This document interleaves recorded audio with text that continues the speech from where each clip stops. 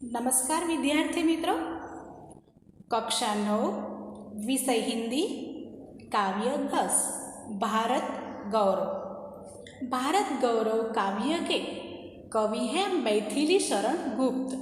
उनका जन्म सन 1886 में हुआ था और निधन सन 1964 में हुआ। प्रस्तुत काव्य भारत भारती से लिया गया है। इस काव्यों में 3 खंड यानी भाग में देश का अतीत, वर्तमान और भविष्य चित्रित है। स्वर्गीय राष्ट्र कवि श्री मैथिली शरण गुप्त ने भारत के अतीत का गौरवशाली चित्र प्रस्तुत किया है। भारत विश्व का सबसे प्राचीन देश है। यहाँ के निवासी आर्य है। वे वीर, सभ्य और सुशिक्षित थे। विद्या और कला कौशल में प्रवीण यानी होशियार थे। उन्होंने ही संसार को ज्ञान विज्ञान का प्रकाश दिया है। इन्हीं विशेषताओं के आधार पर उसे विश्व के सिरमौर पद पर प्रतिष्ठापित किया है। सिरमौर यानी सर्वोच्च शिखर। भारतीय सभ्यता और संस्कृति का गौरव गान किया है। साथ साथ आर्यों के महान जीवन आदर्शों का भी चित्रण किया है। तो विद्यार्थी मित्रों, इस काव्य का सार कुछ इस प्रकार है। जिस पर संसार को गर्व है और प्रकृति की पवित्र क्रीड़ा भूमि है, वह स्थान भारत है। यहाँ मनोहर हिमालय फैला है और पवित्र गंगा नदी बहती है। भारत विश्व में सबसे अधिक श्रेष्ठ देश है। यह ऋषियों की पावन भूमि है। संसार में सबसे पहले उन्नति भारत की हुई है। भारत संसार का सबसे पुराना देश है, सबसे श्रेष्ठ देश है। प्राचीन देशों में इसके मुकाबले का दूसरा कोई देश नहीं है।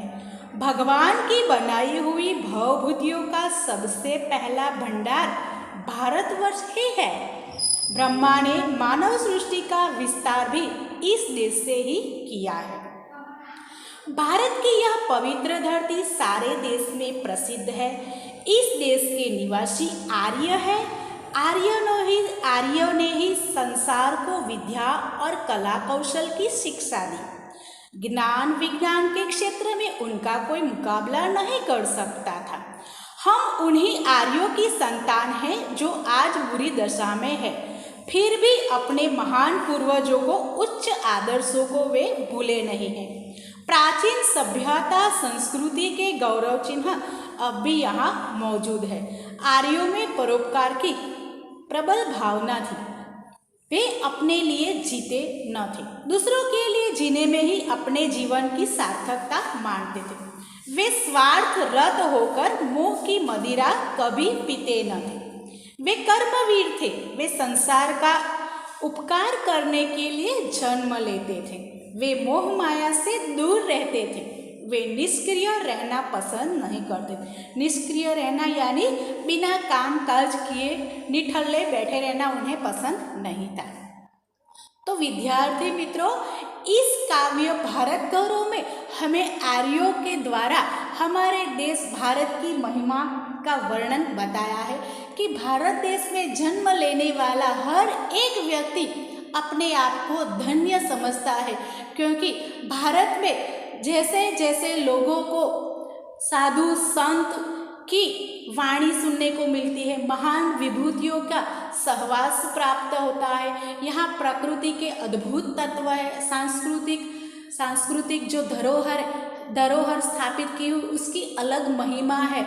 तो प्राचीनतम देश भारत में आर्य, जो कहा जाता है कि आर्य नदी और मातृ पूजक, मतलब नदी और प्रकृति के तत्वों की पूजा करते थे, और जो द्रविड़ थे वो मातृ पूजक कहा जाता है। तो इस काव्य में हमें यह कहा जाता है कि हमें भारतीय होने का गौरव होना चाहिए। जय हिंद, जय भारत।